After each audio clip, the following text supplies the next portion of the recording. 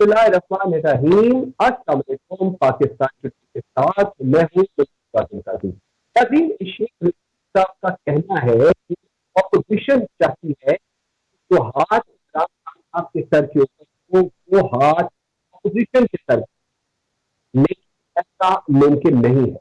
Opposition की अगर मैं बात करूं तो वो अदम एतमाद लाने की तकनीक की बात कर रही है और कह रही है तैयारी मुकम्मल है, सिर्फ वक्त का साइकिल होना है। ऑपोजिशन लेकिन कहते हैं कि अगर वो कॉन्फिडेंस भी नहीं जाए तो उसके 25 अरकान ऑपोजिशन के कम होंगे।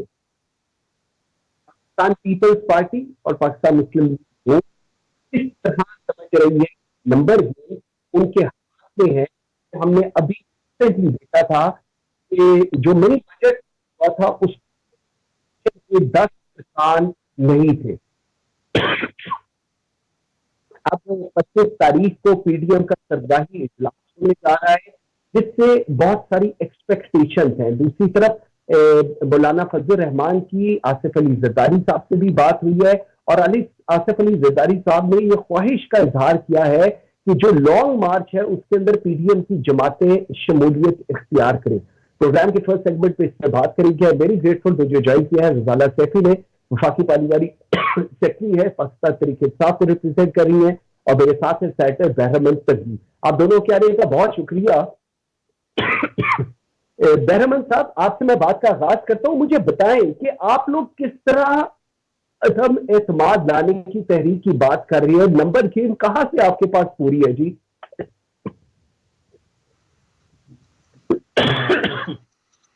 बिस्मिल्लाहिर्रहमानिर्रहीम। मंसूर भाई, जहाँ तक अदम एतमाद की बात है तो ये आपको भी मालूम है और मेरे ख्याल में एक डेमोक्रेटिक प्रोसेस है। जब मौजूदा हुकूमत जो सेलेक्टेड प्राइम मिनिस्टर है उसको रोज़ अव्वल से पाकिस्तान पीपल्स पार्टी की लीडरशिप और पार्लियामान के अंदर तमाम लीडरशिप ने पहले दिन से कहा था minister, but for the sake of strong democratic system, for the sake of parliamentary nizam, for the sake of institutions, और हमने और मेरी लीडरशिप ने so many टाइम खड़े होकर कहा कि आप आगे बढ़े, हम आपका साथ दे रहे हैं। लेकिन 4 साल पूरे होने को हैं। आप एक तरफ अवाम के साथ जुल्म ज्यादती को देखें, दूसरी तरफ आप इदारों की तबाही की तरफ देख लें और तीसरी तरफ आप देख लें कि पार्लियामान की तौकीर को नेस्तनाबूद क्या। आज भी प्राइम मिनिस्टर जिद और ना के आज भी प्राइम मिनिस्टर कंटेनर की सियासत करते हैं और आज भी पार्लियामान के अंदर ही गलोच से काम लेते हैं। तो मैं समझता हूं कि इन्हीं हालात में अगर अपोजिशन जमातें, और मैं समझता हूं कि अवाम और इदारों की तबाही के बाद अपोजिशन की एक मॉरल, प्रोफेशनल और पॉलिटिकल रिस्पॉन्सिबिलिटी बनती है कि मौजूदा जो नालायक, नासमझ और नाअहल हुकूमत है इनसे छुटकारा ले। लेकिन अगर नो कॉन्फिडेंस की बात आती है तो ये मुख्तलिफ जमातें हैं इस वक्त पार्लियामान के अंदर और हर जमात के अपना एक मंशूर, अपना मैनिफेस्टो, अपना प्रोग्राम है। तो एक पिच पे लाने के लिए पाकिस्तान पीपल्स पार्टी की चेयरमैन बिलावल भुट्टो जरदारी साहब डेमोक्रेटिक रास्ते पे और पार्लियामान के अंदर तब्दीली पे जोर देते हैं। और मैं समझता हूं कि इस वक्त जरूरत इस बात की है कि ऐसे लीडर्स, ऐसी जमातें हैं जो इस वक्त हुकूमत के साथ है लेकिन वो नाला है इस मौजूदा हुकूमत से, जो पाकिस्तान की तारीख में पहली मर्तबा एक करप्ट वजीर आजम माफिया का सरगना है और वो माफिया को सपोर्ट करते हैं। तो मैं समझता हूं कि आपकी बातें जो है वो इसी वजह से हम समझते हैं कि तमाम लोगों के एक पिच पे लाके इस मौजूदा नाअहल हुकूमत से छुटकारा ले।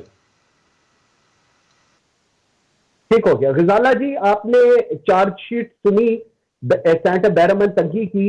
वो लोगों का ख्याल है कि जी आप लोग डिलीवर नहीं कर सकते, लेकिन जो नंबर गेम है, अभी मिनी बजट की बात करें जहां पर ऑपोजिशन का ये व्यू पॉइंट था कि हम हुकूमती इत्तेहादियों को साथ मिला लेंगे और हम ये मिनी बजट पास नहीं होने देंगे, लेकिन वो भी आप लोगों ने करा लिया।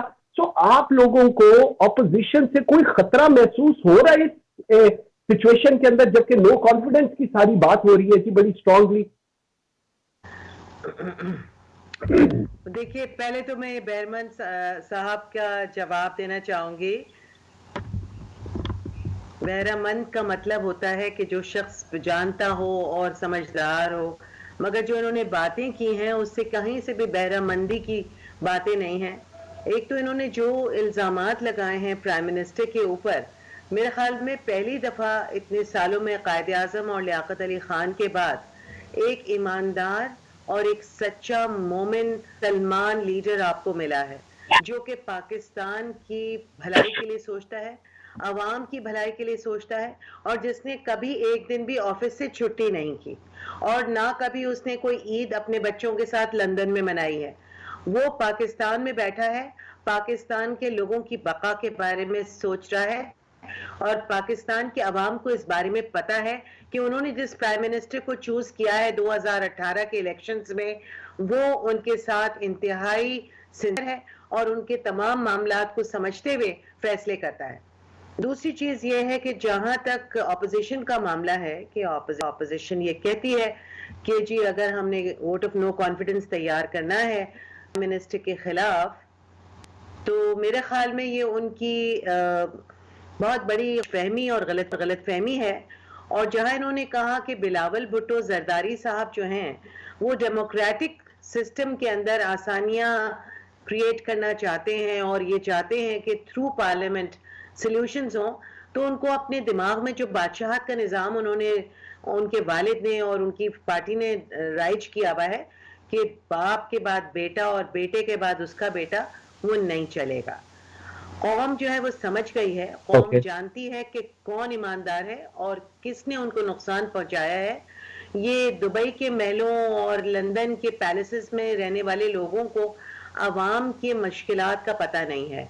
वो किताबें ज़रूर पढ़ लेते हैं, मगर किताबों में उन लोगों का मामलात का हल नहीं है उनके पास मौजूद, जो कि यहाँ बैठे हुए ग्राउंड रियलिटी को समझते हुए उनके मसाइल को हल करना चाहते हैं। मेरे ख्याल में पाकिस्तान तहरीक इंसाफ को किसी किस्म का भी खतरा नहीं है ऑपोजिशन से, और ये कितना भी शोर मचा लें और हल्ला बोलें, और हमारी जो सियासत थी जिसे ये कहते हैं कि जी कंटेनर सियासत, उसको इन्होंने नकल करने की बड़ी कोशिश की, मगर अफसोस यह है कि बहुत बुरी तरह से नाकाम और फिसड्डी निकले ये लोग। देखो पॉइंट आ गया चाहता एहरमन भाई, एक तो ज़ाला सैफी कह रही है कि आप लोग किसी खुशफहमी का शिकार है कि आप लोग ये सब कुछ करेंगे और हो जाएगा। मुझे जरा थोड़ा सा, अगर मैं ग्राउंड की बात करूं, अगर आप लोग कहते हैं कि in house change, Bilawal Bhutto Zardari कहते हैं इन हाउस चेंज आ जाए, तो 1.5 साल टोटल रह गया है, तो 1.5 साल के अंदर तो फिर कोई डिलीवर नहीं कर सकेगा। तो माइंड में क्या है आपकी इसको लेकर कि इन हाउस चेंज आ जाए, उसके बाद क्या होगा? क्योंकि टाइम स्पैन जो पीछे है वो तो 1.5 साल सिर्फ रह गया है, तो इसके अंदर क्या जमहूरियत में जो इश्यूज हैं आपको लगता है हुकूमत के, उनको एड्रेस कर पाएगी जी ऑपोजिशन? अब देखिए मंसूर, मैं आपको एक बात बता रहा हूँ कि क्या हम आराम से बैठे और इस नालायक वज़ीर आज़म के लिए जिसने इंस्टीट्यूशंस को तबाह किया, जो पाकिस्तान इस वक्त हमसाये यकतन्हा रह गया है, इस वक्त आपकी डॉलर की कीमत आपकी वो कहाँ है? तो पाकिस्तान की क्या पीपल्स पार्टी या जो बाकी जमातें हैं वो देख के आराम से बैठी है, और बेशक ये जो नालायक वज़ीर आज़म है ये मुल्क को तबाह करें। 3 साल के बाद जो मेरी एमएनए साहिबा ने कहा कि पाकिस्तान पे काबिल वज़ीर आज़म मिला है, तो क्या 3 साल के बाद ये वज़ीर आज़म खड़े हो के नहीं कहा कि मुझे मईशत का पता ही नहीं है, मेरे पास टीम ही नहीं है, मैंने कोई तैयारी नहीं की है, और फिर आज तक जो 4 साल पूरे होने को है, ऑर्डिनेंस फैक्ट्री के जरिए मुल्क को चलाने की कोशिश कौन कर रहा है? और फिर इसी वज़ीर आज़म ने कहा था कि जो मैनिफेस्टो पे अमल नहीं करते आप समझ ले कि कठपुतली होता है। तो ये मेरी बीबी मुझे बताएं कि आज तक आपके प्राइम मिनिस्टर ने मैनिफेस्टो पे कितना % अमल किया, जिस मैनिफेस्टो पे इसने पाकिस्तान के अवाम से वोट मांगा है? اپنے منشور پر کتنے فیصد عمل کیا، بلکہ اس نے ان باتوں کی نفی کی ہے جو کہ پاکستان کے عوام کے ساتھ فراڈ کیا ہے، دھوکہ کیا ہے، جھوٹ بولا ہے. اور پھر ثوابی کے یونیورسٹی سپیچ میں وہ کہہ رہا تھا کہ میں جھوٹ بول بول کے وزیر اعظم بن گیا. اور آج آپ کہہ رہے ہیں کہ پاکستان کو ایک وزیر اعظم ملا ہے، وہ وزیر اعظم جس کے ایک طرف دوسرے طرف آگے پیچھے پاکستان کے کرپٹ ترین لوگ بیٹھے ہیں، جن کو اس وزیر اعظم نے آزادی مینیس کو ضمیر پیروش کہا تھا، جس کو اس نے پنجاب کی بڑے ڈاکو کہا تھا، جس کو اس نے کراچی کے قاتل کہا تھا، اور آج پھر کہہ رہی ہے کہ یہ وزیر اعظم قابل وزیر اعظم ہے. پاکستان کی 74 سالہ تاریخ میں پہلی مرتبہ ایسا پرائم منسٹر جس کو پارلیمانی روایات کے آداب کا پتہ ہی نہیں ہے اور وہ ڈیموکریٹک پروسیس کی بات کرتے ہیں. بہرمند بھائی سوال آپ سے یہ ہے، میرا سوال ذرا میں سوال آپ سے یہ کر رہا ہوں کہ آپ کس طرح سمجھ رہے ہیں کہ اب 1.5 سال کے اندر ووٹ آف نو کانفیڈنس لانے کے بعد ٹریک پر آپ لوگ چڑھ جائیں گے؟ کیونکہ ابھی اگر آپ ووٹ آف نو کانفیڈنس لے کر آتے ہیں تو کیوں مسلم لیگ نون چاہے گی کہ پاکستان پیپلز پارٹی گورنمنٹ کے اندر آ جائے، یا آپ لوگ کیوں چاہیں گے کہ وہ لوگ گورنمنٹ میں آ جائیں؟ آپ لوگ تو یہ ساری جدوجہد کر رہے ہیں کہ آپ لوگ حکومت کے اندر آئیں. منصور، میں آپ کو مسلم لیگ نون کی اور پاکستان پیپلز پارٹی کی بات میں نہیں کر رہا ہوں. میں پاکستان پیپلز پارٹی کی بات یہ کر رہا ہوں کہ پاکستان پیپلز پارٹی کی لیڈرشپ یہ ضرورت اس بات کی ہے کہ چاہے 1 سال رہ گیا ہو یا 1.5 سال رہ گیا ہو کہ موجودہ حکومت سے چھٹکارا لے، اس لیے کہ پاکستان کو تباہی کے دہانے پہنچا دیا ہے. کی بات کرتے ہیں کہ کون پرائم منسٹر ہوگا اور کس طریقے سے اس نالائق سے جان چھڑائیں.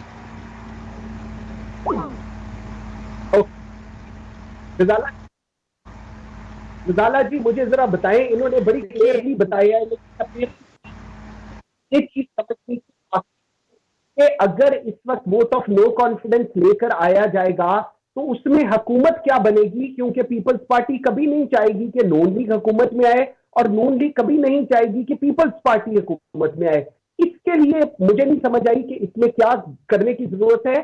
آپ مجھے یہ بتائیں، یہ آج کل پریزیڈینشل فارم آف گورنمنٹ کی اور ایمرجنسی کی بڑی ڈیبیٹ ہو رہی ہے اسلام آباد میں، یہ کیا گپ شپ ہو رہی ہے جی؟ دیکھیے میں اس گپ شپ سے مبرہ ہوں، مگر جو یہ انہوں نے بات کی ہے کہ جی ہم پرائم منسٹر عمران خان اتنے نئے عوام کو 1.5 کروڑ عوام کے گھروں میں راشن پہنچا دیا، انہیں بھوکا مرنے سے بچا لیا. عمران خان اتنے نالائق ہیں کہ انہوں نے یہاں کی اکانومی کو اٹھا دیا، اور عمران خان اتنے نالائق ہیں کہ وہ یہ سمجھتے ہیں کہ پاکستان جو ہے وہ ترقی کی منزلوں کو طے کرتا ہوا انشاءاللہ بہت جلدی آگے جائے گا. مگر ہماری عوام کو یہ سمجھنے کی ضرورت ہے، اور خاص طور پہ ایسے بہکانے والی جو عناصر ہیں ان سے بچنے کی ضرورت ہے جو کہ اداروں کو ڈبو کے گئے ہوئے ہیں، اداروں کو اندھیروں میں چھوڑ کے گئے ہیں. جن اداروں کو ہم دیکھنے کے لیے یہاں آئے ہیں، ہمیں 3 سال لگے ہیں. اداروں کو کوئی لاز ہی نہیں تھے، کوئی بائی لاز نہیں تھے، کوئی پتہ ہی نہیں تھا کہ کس طرح سے اداروں کو چلانا ہے جس طرح یہ چلا رہے تھے. کروڑوں روپے انہوں نے سک اپ کر لیے فرام دا ایکسچیکر، اور انہوں نے ابھی بھی اجلاس کو تماشا بنایا ہوا ہے. ابھی بھی عوام کے پیسے کو یہ لوگ مذاق کے طور پہ استعمال کرتے ہیں، آتے ہیں اپنی تقریر ایک کرتے ہیں اور اس کے بعد چلے جاتے ہیں. میں تو بہت اچھے الفاظ میں یہ باتیں کر رہی ہوں، مگر عوام ان کو بہت جلی حروف میں جو کچھ کہہ چکی ہے اور اب جو کچھ کہے گی اس کے لیے بھی یہ تیار رہیں. ان کی یہ لفاظیاں جو ہیں نا وہ آگے چلیں گی نہیں. عمران خان نے لوگوں کی آنکھیں کھولی ہیں کنٹینر پہ کھڑے ہو کے. یہ بتائیں کہ انہوں نے کیا پلان بنایا ہے عوام کو آسانی دینے کے لیے، اور ان کا کیا مینڈیٹ ہے، کیا چاہتے ہیں کہ عوام کو اگر یہ ووٹ آف نو کانفیڈنس خدا نہ کرے اس میں کامیاب ہو گئے جو کبھی بھی نہیں ہوں گے، تو عوام سے یہ کیا وعدہ کر رہے ہیں؟ ان کے پاس کوئی وعدہ نہیں ہے، بالکل ٹھیک یہ صرف چاہتے ہیں کہ بس بالکل ٹھیک ہے. واپس آئیں اور جو ان کے کمی رہ گئی تھی کچھ محلوں کی وہ اور بنا لیں، اور غریب عوام غریب سے غریب تر ہو جائے، مگر عوام جو ہیں وہ بے حس نہیں ہیں اور وہ ان کو ایسا کرنے نہیں دیں گے انشاءاللہ. بہرمن بھائی وہ چاہتے ہیں، غزالہ جی کہہ رہی ہیں کہ آپ لوگ اس لیے واپس آنا چاہتے ہیں کہ آپ لوگ اور محل بنائیں. مجھے ایک چیز بتائیں کہ زرداری صاحب نے مولانا فضل الرحمان کو کال کیا اور ان کو کہا ہے کہ یہ جو لانگ مارچ پاکستان پیپلز پارٹی کرنے جا رہی ہے اس کے اندر پی ڈی ایم کی تمام جماعتوں کو ساتھ چلنا چاہیے. اس سے ہم کیا سمجھیں؟ کیا پی ڈی ایم کے اندر پی ڈی ایم کو آپ لوگ دوبارہ جوائن کرنے جا رہے ہیں یا اب کوئی کنسنسس ڈیولپ ہو گیا ہے زرداری صاحب اور مولانا میں پی ڈی ایم کے ایشو کو لے کر؟ جی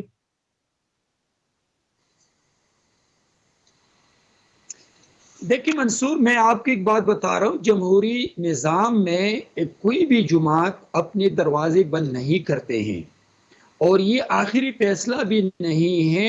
اگر جناب آصف علی زرداری صاحب نے مولانا فضل الرحمان صاحب کو کال کر کے لانگ مارچ میں دعوت دی ہے تو یہ میرے خیال میں جب باقی جماعتی بھی پی ڈی ایم کے پلیٹ فارم سے موجودہ حکومت کے خلاف برسر پیکار ہیں اور پاکستان پیپلز پارٹی بھی عوام کے ساتھ کھڑی ہے، روڈ پہ کسانوں کے ساتھ کھڑی ہے روڈ پہ، تو میں سمجھتا ہوں کہ یہ کوارڈینیشن اور لیزان جمہوری نظام کا ایک حصہ ہے. اور میں سمجھتا ہوں کہ اسی طرح یہ پی ڈی ایم کو جوائن کرنا یا پی ڈی ایم سے باہر رہنا، پاکستان پیپلز پارٹی چاہے وہ پی ڈی ایم کا حصہ تھا یا پی ڈی ایم سے باہر ہے، وہ ہر وقت، یعنی کل بھی آپ دیکھ رہے تھے کہ کسانوں پہ ظلم کے پہاڑ گرائے تھے موجودہ وزیر اعظم نے. آج کات کو آپ دیکھ لیں اس کی قیمت کہاں ہے، بلکہ ملتی نہیں ہے، تو پیپلز پارٹی ان کے ساتھ ہے. اور جو لانگ مارچ ہے یہ عوام، غریب عوام جو اس وقت 1500 روپے پہ 20 کلو کا تیلا آٹے کا خرید رہے، بی بی کو کیا پتا کہ چینی کی قیمت کیا ہے، بی بی کو دوائیوں کی قیمت کا کیا پتا، آٹے کی قیمت کا کیا پتا. یہ تو ان غریبوں کو پتا ہے یا ان عوامی نمائندوں کو پتا ہے کہ وہ سمجھتے ہیں کہ عوام اس وقت مشکلات سے دوچار ہے. تو میں سمجھتا ہوں کہ ڈیموکریٹک پروسیس میں تمام جماعتوں کا یہ حق بنتا ہے کہ ایک دوسرے کے ساتھ کوارڈینیشن میں رہیں، ایک دوسرے کے ساتھ لیزان میں رہیں اور ایک پچ پہ آنے کے لیے اپنی کنسنسس کو ڈیولپ کریں. جہاں تک منصور بھائی میری جو بہن ہے اس نے کہا تھا کہ ان کے پاس ایجنڈا کیا ہے، ہمارے پاس ایجنڈا تو یہ ہے کہ غریب عوام بھوکے نہ مرے. آپ نے غریب عوام سے 2 وقت کا نوالہ چھین لیا ہے، وہ در در کے ٹوکرے کھاتے ہیں. اس وقت اقربا پروری ہے، کرپشن کا بازار گرم ہے، ایک سیٹ کی اپنی قیمت لگی ہوئی ہے، اور پھر آپ کہہ رہے کہ آپ کے پاس ایجنڈا کیا ہے. ایجنڈا ہمارے پاس یہ تھا جو کہ پرانے پاکستان میں 20 کلو تیلی کی قیمت تھی 400 روپے، آج 1500 روپے پہ وہ لوگ خرید رہے ہیں. تو یہ سمجھتے ہیں ہم کہ غریب عوام کی ذمہ داری کیا اور پاکستان کے غریب عوام کے لیے کیا کرنا چاہیے. پوائنٹ آ گیا، آپ کا پوائنٹ آ گیا. غزالہ جی آپ اس کا جواب دینا چاہ رہی تھی، ذرا یہ بھی دے دیجیے گا. اور سیکنڈلی یہ جو ایک ڈسکشن ہو رہی ہے کہ جی اپوزیشن کا یہ دعویٰ ہے کہ اگر ہم ووٹ آف نو کانفیڈنس لے کر آتے ہیں تو آپ کے تقریباً 15 کے قریب ارکان ایسے ہیں جن کے ساتھ اپوزیشن رابطے میں ہے، اور وہ لوگ کہتے ہیں کہ جی اگر ہمیں ٹیلی فونز نہ آئیں تو ہم لوگ بالکل آپ کا ساتھ دینے کو تیار ہیں. اس کا برملا اظہار شاید خاقان عباسی صاحب نے بھی کیا ہے، احسن اقبال صاحب، یہ تمام لیڈران کرتے ہیں. Do you agree on that کہ ٹیلی فون لائن کے ٹیلی فون کالز کے اوپر ہی سب کچھ چل رہا ہوتا ہے؟ جی دیکھیے یہ تو وہی جانتے ہیں جو ٹیلی فون کالز کرتے ہیں، اور یہ وہی جانتے ہیں جو اس قسم کی کرپشن کے عادی ہیں اور جو خرید و فروخت میں ہمیشہ حصہ لیتے رہے ہیں. تو میرے خیال میں انہی کو شاید پتا ہوگا، مگر یہاں سے ہمیشہ میسج یہ گیا ہے کہ جو 15 یا 10 یا 12 کی یہ باتیں ہمیشہ کرتے رہے ہیں انہوں نے ہمیشہ انہی کو دھوکہ دیا ہے. دوسری چیز یہ ہے کہ اگر یہ سمجھ رہے ہیں کہ یہ پی ڈی ایم ایک دوبارہ یہ بنے گی اور وہ فورس لے گی، ایک اور بات جو بہت اہم مجھے ذرا سی تکلیف پہنچی ہے، انہوں نے کہا ہے کہ ہم اپنے ہمسایوں کے بیچ میں ہم اکیلے رہ گئے ہیں. نیپال اب ہمارے ساتھ ہے، بنگلہ دیش جو ہے وہ انڈیا کے ساتھ اب الائن نہیں ہے، اور صرف ہندوستان ایک ایسا انڈیا بھارت ایک ایسا ملک ہے جو کشمیر پہ ناحق قبضہ کر کے بیٹھا ہے اور مسلمانوں پہ ظلم و ستم ڈھا رہا ہے. تو اس کی کشمیر کی پالیسی کی وجہ سے ہم انڈیا کے ساتھ کوئی بھی قسم کی مفاہمت کرنے کو تیار نہیں ہے، جس کی وجہ سے ان کے بہت سارے بزنسز جو ہیں وہ ڈوب گئے ہیں. تو اگر یہ سمجھتے ہیں کہ بھارت کے ساتھ دوستی کرنے سے سارے ہمسائے سے دوستی ہو جائے گی تو میرے خیال میں ان کی بہت غلط فہمی ہے.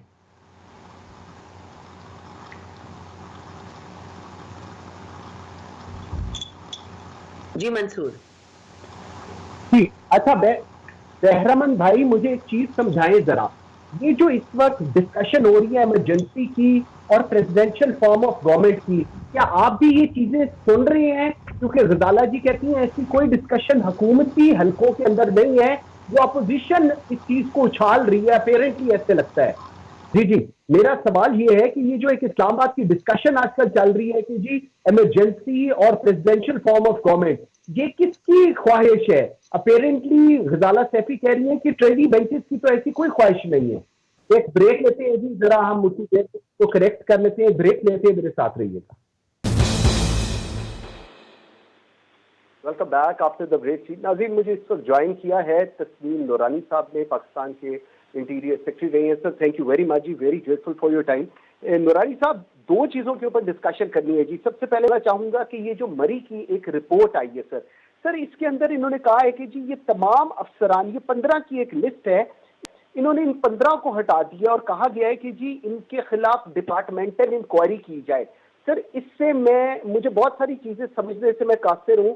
اس سے میں کیا سمجھوں کہ یہ 15 لوگ کی ذمہ داری تھی، یہ 15 لوگوں نے اپنی ڈیوٹی نہیں کی، یا کیا اس سے ہم سمجھے؟ کیونکہ اکراس دا بورڈ انہوں نے سب کو ہی ہٹا دیا ہے. سو سمجھنے سے میں قاصر ہوں کہ اس میں رسپانسبلٹی کس کی فکس کی گئی ہے، کیونکہ یہ تو صرف ٹاپ اینڈز ہیں جن کو ہٹایا گیا ہے. آگے down the road main focus جن پہ کرنا چاہیے تھا اپیرنٹلی وہ اس رپورٹ کے اندر مجھے نظر نہیں آیا جی. میں نے کہا میں آپ سے پوچھ لوں ذرا. دیکھیے، رپورٹ میں نے بھی دیکھی ہے. اس میں ایشو یہ ہے کہ کسی بھی کام کے لیے ظاہر ہر مشینری، ہر گورنمنٹ کا جو کارکن ہوتا ہے اس کا کوئی نہ کوئی رول ہوتا ہے. انہوں نے اس وقت سول انتظامیہ، police, forest department, road department, 1122 سارے بندوں کو جو انہوں نے کہا کہ جی ساروں نے نااہلی دکھائی اور ساروں نے کام نہیں کیا. اس میں دو گزارشات ہیں. ایک تو یہ ہے کہ یہ چیز جو ہے لاکھ گاڑی آنا، یہ پہلا ویکینڈ نہیں تھا کہ آئی تھی. اس سے پہلے اگر لاکھ گاڑی آئی ہے تو اس پہ بھی اگر کوئی مسئلے تھے تو کیا ان مسئلے کا تدارک ایڈمنسٹریشن نے کیا تھا یا نہیں کیا تھا. اور دوسری چیز یہ ہے کہ یہ جو اس سانحہ ہوا ہے یہ ایک انپریسیڈنٹڈ بلیزرڈ تھی. اس قسم کے حالات میں ایکسپیکٹ کرنا کہ وہ نکل کے جائیں گے جس طرح کہ ہماری سول انتظامیہ کی انتھوزیازم ہے، وہ ان اینی کیس مشکل ہے. اور میں سمجھتا ہوں کہ اس قسم کی جو چیز ہے اس میں تھوڑا سا ان کو بینیفٹ آف ڈاؤٹ دیا جا سکتا ہے. مگر جب 15 بندے آپ کو یعنی سسپینڈ کرنے پڑے اور ڈسمس کرنے پڑے کمشنر سے نیچے، تو ایک تو سوچ یہ ہے کہ بھئی کمشنر تک کیوں روکا گیا؟ پھر تو کمشنر سے اوپر بھی جو دو سطح ہیں، چیف منسٹر اور چیف سیکرٹری، ان کو بھی سسپینڈ ہونا چاہیے تھا کیونکہ ساری انتظامیہ فیل ہو گئی. دوسری چیز یہ ہے کہ میں آپ کو ایک ایگزامپل کے تھرو سمجھاتا ہوں کہ دیکھیے فوج جو لڑتی ہے نا تو وہ ایک بٹالین ہوتا ہے جس کے اندر ایک کرنل اور سارے جو ان کے نیچے افسر اور سارے جو سپاہی ہوتے ہیں وہ ٹریننگ کرتے ہیں اکٹھے سال ہا سال. اور ایک کانسیپٹ ہے کہ وہ ساتھ رہتے ہیں اور ان میں یعنی ایک یونٹ کو جو بلانگ کرتا ہے وہ نارملی اسی یونٹ میں رہتا ہے تاکہ یہ ہے کہ بوقت ضرورت ایک دوسرے کو جانے وغیرہ. اور افسر جو ہے وہ اپنے سپاہیوں کا خیال رکھتے ہیں، ان کے گھر کے حالات پتہ کرتے ہیں، ان کو لک آفٹر کرتے ہیں اور ان کے ساتھ ایک بانڈنگ ڈیولپ ہوتی ہے. پھر جب جنگ میں جاتے ہیں تو پھر جب کرنل آرڈر دیتا ہے تو سپاہی اور صوبیدار اور میجر وہ اپنی جان دینے کے لیے تیار ہوتا ہے کیونکہ ایک ٹیم بنی ہوتی ہے. دوسرا اس کے پاس آپشن افسر کے پاس یہ ہوتا ہے کہ اگر کوئی بھاگے تو اس کو گولی مار دے. تو یہ جو سول کا جو سسٹم ہے یہ اتنا ایگزیکٹلی تو وہ نہیں ہے، مگر اصول اور فلسفی وہی ہے کہ اگر ایک ٹیم لیڈر اپنی ٹیم کے ساتھ ٹائم ہی نہیں گزارتا، اپنی ٹیم کے ساتھ ٹائم نہیں ملتا، ٹائم کے ساتھ اس کے ساتھ کوئی ریپورٹ نہیں بنتا، کوئی ٹیم سپرٹ نہیں بنتی، تو پھر بوقت ایمرجنسی اس قسم کا جو ہے ایکسپیکٹ کرنا کہ وہ آپ کے لیے لڑیں گے اور اپنی زندگی خطرے میں ڈالیں گے، وہ پاسبل نہیں ہے. مطلب ہے کہ خواب خیالی ہے. دوسرا آپشن ان کو یہ ہوتا ہے کہ جس طرح کہ کرنل کی بات اگر کوئی نہ مانے تو وہ سارے بندوں کو گولی مار دے. تو یہ اس کے مترادف ہے کہ جب آپ نے ٹیم نہیں بنائی، آپ کے ایک آرگنائزیشن میں آپ نے وہ ٹیم سپرٹ نہیں بنائی تو اب ہر ایک کو گولی مار دے تو اس سے جنگ تو نہیں جیتی جا سکتی. کہ آپ نے اپنے آپ کو سیٹسفائی کر لیا کہ جی میں نے وعدہ کیا تھا اور میں نے سب کچھ کر لیا اور 15 بندے میں نے ڈسمس کر لیے، ایک قسم کا اچیومنٹ دکھایا جا رہا ہے. یہ تو بہت فیلئر ہے کہ کیوں ضرورت پڑی کہ آپ کو 15 کے 15 بندے سسپینڈ کرنے پڑے. آپ کی ایڈمنسٹریشن کے جس کو آپ ہیڈ کر رہے ہیں 3 سال سے، آپ ان لوگوں کو جانتے نہیں، ان کے ساتھ آپ نے ریپور نہیں ڈیولپ کیا، ان کے مسئلے نہیں دیکھے، ان کو مانیٹر نہیں کیا. تو یہ ذمہ داری جو ہے یہ ایک گہری ذمہ داری ہے اور یہ certainly reflects on the provincial government جہاں 15 کے 15 افسر جو ہے سارے کے سارے افسر جو ہے ان کو سسپینڈ کرنے پڑے. بالکل. اچھا سر، مجھے 2 چیزیں ذرا دوبارہ مزید سمجھائیے گا. اس کے اندر ہم نے دیکھا کہ برف باری ہوئی، جس کے بعد کہا گیا کہ جی درخت گر گئے، بجلی کے کھمبے گر گئی، اور اس کے بعد وہ اس تمام لوگوں کو ہٹا دیا گیا جو رپورٹ آئی ہے، اور ان کو کہا ہے کہ ان کے خلاف جو ایک ڈپارٹمنٹل انکوائری ہے وہ کی جائے. یہ تو ایک سائڈ کی سٹوری ہے. اب دوسری سائڈ کی سٹوری یہ ہے کہ شاید جن لوگوں کی رسپانسبلٹی فکس کرنی چاہیے تھی وہ نہیں کی گئی، لیکن ایک میسج دیا گیا ہے اکراس دا بورڈ کہ ہم سب کو ہٹا دیں گے اگر چیزیں ٹھیک نہیں ہوں گی. سر یہ بیوروکریسی کے لیے، کیونکہ آپ نے خود اس چیز کو ہیڈ کیا ہوا ہے، یہ کیا امیج دیتا ہے، یہ کیا ان کے اوپر افیکٹ ڈالتا ہے ان چیزوں کو لے کر؟ بھی دیکھیے مطلب یہ ہے، ہو یہ رہا ہے کہ جتنے زیادہ یہ لوگ تبدیل کر رہے ہیں، جتنے زیادہ یہ لوگ سسپینڈ ہو رہے ہیں، اتنی انتظامیہ خراب ہو رہی ہے، افیکٹو نہیں ہو رہی. اس میں میں سمجھتا ہوں کہ اگر میں اس وقت ایڈمنسٹریٹر ہوتا اور یہ حالت ہو گئی ہوتی اور گریڈ لاک ہو گیا ہوتا اور دروازے اور مطلب ہے کہ درخت گر گئے ہوتے، تو دیر از نو وے کہ ایک تیز برف پڑ رہی ہے تو میں اس ٹریفک کو چلا لوں یا اس لاکھ گاڑی کو وہاں سے نکال دوں. وہ تو ایک اسیسمنٹ ہونی چاہیے تھی. غلطی ان سے یہ ہوئی، اس وقت ان کو یا تو فوج کو بلانا چاہیے تھا فوراً رات کے وقت ہی، اور یا ان کو اپنا کوئی بندوبست کرنا چاہیے تھا کہ کم از کم ہر کار میں جا کے ان کو کسی قسم کی مدد دی جا سکتی، ان کو کوئی چیز پرووائڈ کی جا سکتی یا ان کو کوئی بتایا جا سکتا. That was the best they could do. کیونکہ جس طرح انہوں نے اتنا زیادہ ٹریفک بلاک کر دیا اور اوپر سے برف شروع ہو گئی اور اتنی تیز کہ کئی سالوں کے بعد اتنی تیز برف ہوئی تھی، تو جتنی بھی کوشش کرتے یہ برف ہٹانے کی اور ٹریفک کو چلانے کی، وہ ٹریفک برف سے مطلب وہ نکل نہیں سکتا تھا ٹریفک، کیونکہ اس اتنی سی پتلی سی سڑکوں میں تو 2 جگہ پہ ٹریفک بلاک ہو جائے تو سارا مری جو ہے وہ بلاک ہو جاتا ہے. تو ظاہر ہے کہ ان کی اوور آل پلاننگ جو ہے اس میں کمزوری تھی. اور دوسرا یہ ہے کہ انہوں نے اس وقت یہ سوچا کہ یہ بندے اندر کاروں میں بس رہ رہے ہیں، رات گزار لیں گے، چلو صبح دیکھ لیں گے کیا ہوتا ہے. اور افسر جو ہے وہ یا اپنے گھروں سے نہیں نکلے یا مجھے نہیں پتا، ہو سکتا ہے کہ جا بھی رہے ہوں کہ کچھ کر نہیں سکتے تھے. ان کو نفری کی ضرورت ہوگی، ہاٹ ڈرنکس کی ضرورت ہوگی، اس قسم کی چیزیں ضرورت ہوگی جو کہ ان کو چاہیے تھا کہ پھر فوج کو طلب کرنا چاہیے تھا. فوج اکارڈنگ ٹو دس رپورٹ طلب نہیں کی گئی، فوج خود آئی ہے. حالانکہ سول انتظامیہ فوج طلب کر سکتی ہے، فوج کو طلب کرنا چاہیے تھا اور شام کو رات کو طلب کرنا چاہیے تھا، بیکاز رات چڑھنے سے پہلے، تاکہ پتہ ہونا چاہیے تھا کہ یہ رات بھر اس کا کچھ نہیں ہو سکتا، لوگ رات بھر گاڑیوں میں پھنسے رہیں گے، ان کا ہمیں کچھ کرنا پڑے گا. I think that was the fault. باقی درخت ہٹانا وہ مطلب یہ ہے کہ مختلف محکموں کا کام ہو سکتا ہے، ہائی ویز کا کام ہو سکتا ہے، مگر ہائی وے والا بھی تو سسپینڈ ہوا ہے نا. انہوں نے تو میرا نہیں خیال کہ کسی کو چھوڑا ہے. آپ پتہ نہیں کس محکمے کی بات کر رہے ہیں، کس کو چھوڑا ہے. انہوں نے ہائی وے کو بھی کیا ہے، فارسٹ کو بھی کیا ہے، 1122 کو بھی کیا ہے، سول انتظامیہ اور پولیس کو تو کیا ہی کیا ہے. ٹھیک ہے. اچھا سر، دوسری سائڈ پہ میں آتا ہوں، یہ جو لاہور کے اندر انارکلی کے اندر جو دہشت گردی کا واقعہ ہوا سر، اس کا میں پرسپیکٹو لینا چاہوں گا with respect to national action plan اور بلوچستان کی situation. Sir national action plan بنایا گیا تھا جس کا مقصد یہ تھا کہ ہم پورے ملک کے اندر سے دہشت گردی کو ختم کریں، لیکن انفارچونیٹلی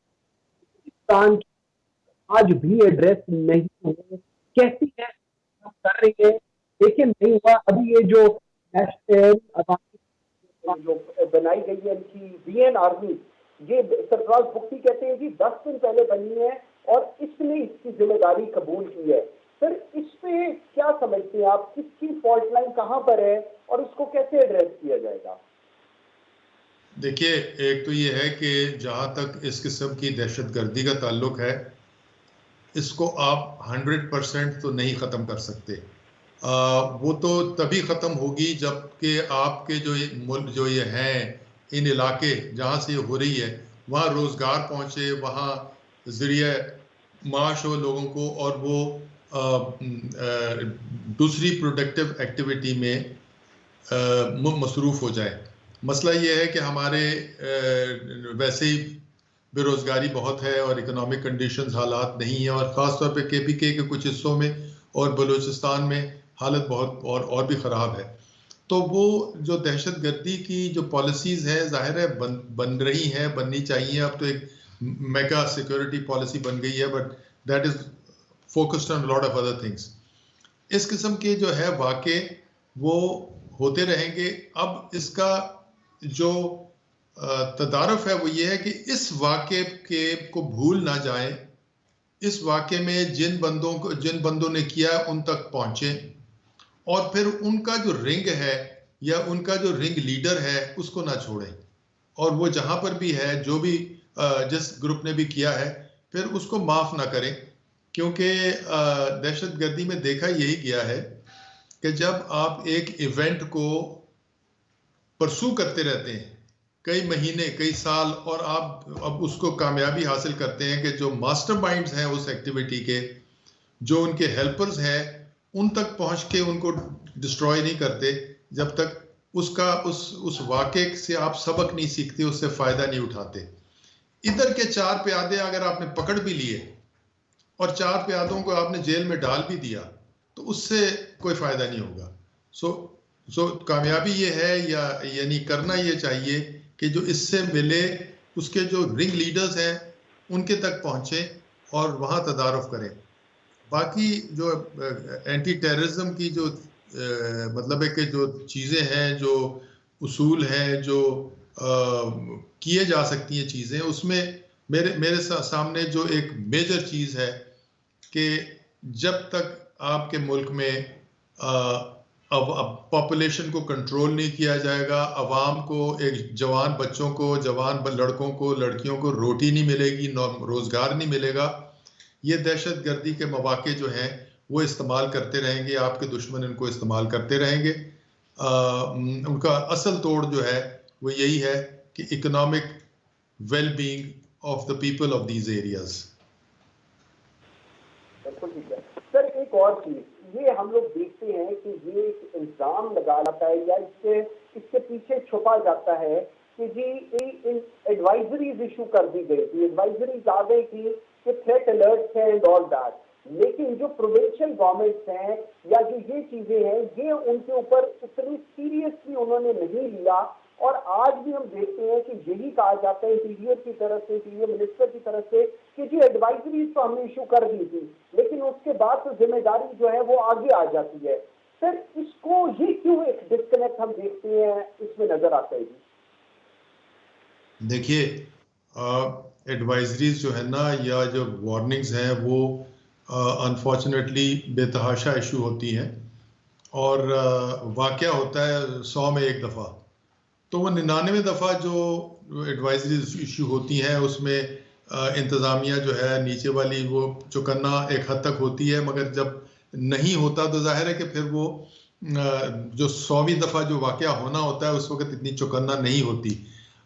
ہماری جو انٹیلیجنس ایجنسیز ہیں ان کا آفن یہ ایڈوائس نہیں ہوتی، مطلب ان کی جو گریڈیشن آف رسک ہے اس کو وہ اتنا کوانٹیفائی نہیں کر پاتے، مگر اس کے ساتھ ساتھ صوبائی حکومت کی اپنی جو کاؤنٹر ٹیررزم کی جس کو ایک زمانے میں CID کہا جاتا تھا، اب کاؤنٹر ٹیررزم اسٹیبلشمنٹ کہا جاتا ہے غالباً، ان کا بھی کام ہے کہ اپنے علاقے کے جو بندے ہیں جو وہ کس سے گڑھ جوڑ کر رہے ہیں، اور دوسرا یہ کہ سول انتظامیہ جو ہے وہ نظر رکھتی ہے کہ باہر سے کون آیا، ٹھہرا کون، وغیرہ وغیرہ، تو وہ ان کی بھی جو SOPs ہیں اس میں ان کو بھی ذمہ داری بنتی ہے، صرف انٹیلیجنس ایجنسیز کی ذمہ داری نہیں بنتی، اور انٹیلیجنس ایجنسی صوبے کی اپنی بھی ہے، سو دیفر صوبہ مرکز پہ ایسا نہیں ڈال سکتا۔ ہاں مرکز کو یہ ایکسپیکٹ کیا جاتا ہے کہ بھئی وہ چونکہ میکرو لیول پہ بات کر رہے ہیں، ان کے ریسورسز بھی بہت ہیں، ان کے پاس فوج کی بھی انٹیلیجنس ایجنسیز ان کے ساتھ شامل ہیں، تو ایسی انٹیلیجنس ہو جو کہ چیز پریونٹ کی جائے، آئیڈیلی ہوتا ہے نہیں، کیونکہ 100 میں سے ہو سکتا ہے 10 کیس ایسے بھی ہوں جو واقعی پریونٹ کر لیے گئے ہوں، اس کا ذکر نہیں آتا، خبروں میں وہ چیز نہیں آتی، خبروں میں وہی ہوتا ہے جو 100واں انٹیلیجنس رپورٹ کے باوجود جو واقعہ ہو جاتا ہے۔ تو بہرحال اس میں صوبائی حکومت کی بھی ذمہ داری ہے، اور مرکزی جو انٹیلیجنس ایجنسیز ہیں ان سے بھی ایکسپیکٹ کیا جاتا ہے کہ وہ ایک بڑی مصمم اور بڑی ایکوریٹ قسم کی انٹیلیجنس دیں تاکہ اس قسم کی چیزیں پریونٹ کی جا سکیں۔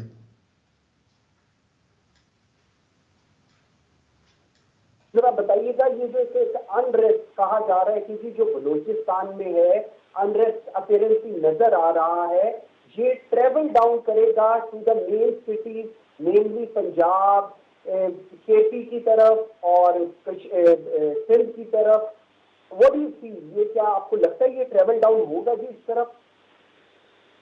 دیکھیے بلوچستان میں تو کبھی بھی ایسا نہیں ہوا کہ کوئی بھی انریسٹ نہ ہو،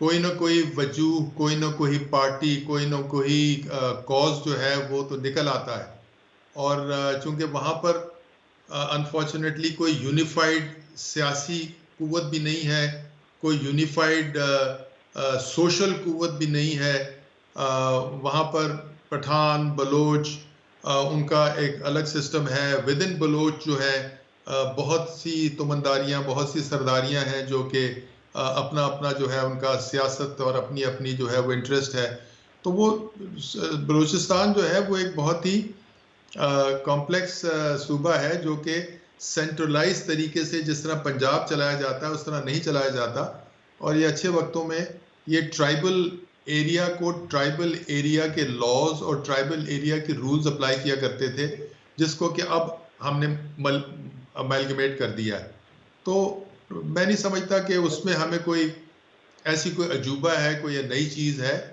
صرف یہ ہے کہ آپ نے مینیج کرنا ہے، انٹیلیجنس رپورٹس آپ کے پاس ہوں، آپ جو پولیٹیکلی آپ ان کو ہینڈل کریں اور پولیٹیکلی آپ کو انگیج رکھیں، so that is the important thing, مگر جیسے میں نے عرض کی کہ بلوچستان کا کچھ نہ کچھ جو ہے ایشو وہ کسی نہ کسی وجہ سے چلتا رہتا ہے۔ ٹھیک ہو گیا تسلیم راج صاحب، بالکل آپ کا پوائنٹ آ گیا جی، تھینک یو ویری مچ، آپ نے مجھے ٹائم دیا جی، I am very grateful for your time. آج کے لیے اتنا ہی، بشرط زندگی آپ سے ملاقات ہوگی کل، مجھے منصور اعظم کا جی کو اجازت دیجیے، اللہ حافظ۔